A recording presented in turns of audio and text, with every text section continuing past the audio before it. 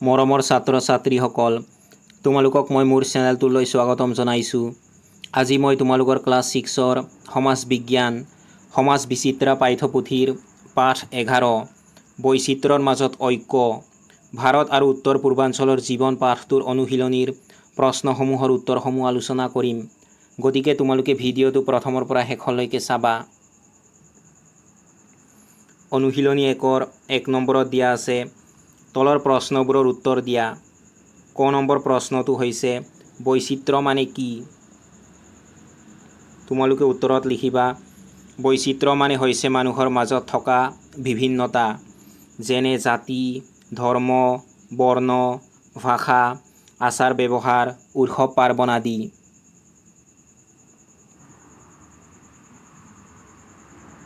খ নম্বৰ প্ৰশ্নটো হৈছে ঐক্য মানে কি? তোমালোকে উত্তৰত লিখিবা ঐক্য মানে হৈছে বিভিন্নতা থকা স্বত্বেও মানুহৰ মাজত একতা আৰু একেলগে থকাৰ ভাৱ।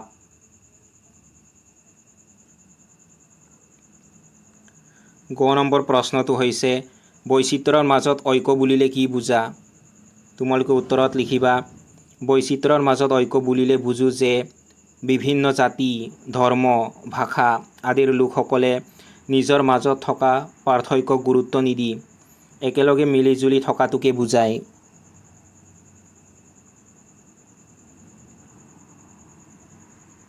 দুই নম্বৰ প্ৰশ্নটো হৈছে ভাৰতৰ বৈচিত্ৰৰ অন্তৰালৰ কাৰকসমূহ উল্লেখ কৰা।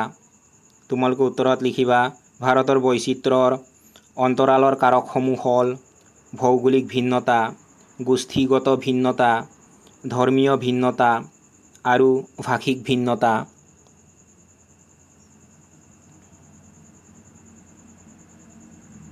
তিনি নম্বৰ প্ৰশ্নটো হৈছে ভাৰতৰ ভৌগোলিক ভিন্নতাৰ উদাহৰণ দিয়া।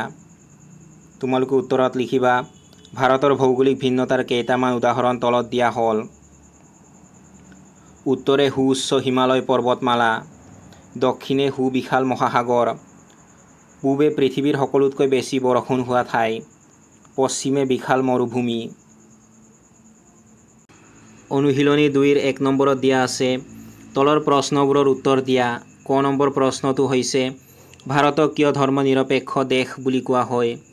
তোমালোকে উত্তৰত লিখিবা ভাৰতক ধৰ্মনিৰপেক্ষ দেশ বুলি কোৱা হয় কাৰণ ভাৰতীয় সংবিধান অনুসৰি চৰকাৰে কোনো ধৰ্মক ৰাষ্ট্ৰীয় ধৰ্ম হিচাপে স্বীকৃতি দিয়া নাই আৰু সকলো ধৰ্মৰ লোকক সমান অধিকাৰ আৰু স্বাধীনতা প্ৰদান কৰিছে।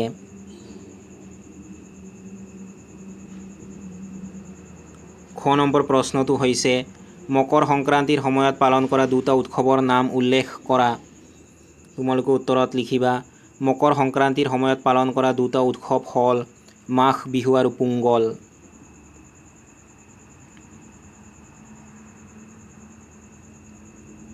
গ নম্বৰ প্ৰশ্নটো হৈছে তুমি বাস কৰা অঞ্চলটোত কি কি ভাষা কোৱা মানুহ আছে? তোমালোকে এই প্ৰশ্নৰ উত্তৰটো তোমালোকৰ অঞ্চলত কি কি ভাষা কোৱা হয় সেই অনুসৰি তোমালোকে এই প্ৰশ্নৰ উত্তৰটো লিখিবা। মই আমাৰ অঞ্চলত কি কি ভাষা কোৱা হয় সেই অনুসৰি এই প্ৰশ্নৰ উত্তৰটো লিখিছোঁ। মই লিখিছোঁ মই বাস কৰা অঞ্চলটোত অসমীয়া, বড়ো, তিৱা, কাৰ্বি আদি ভাষা কোৱা মানুহ আছে।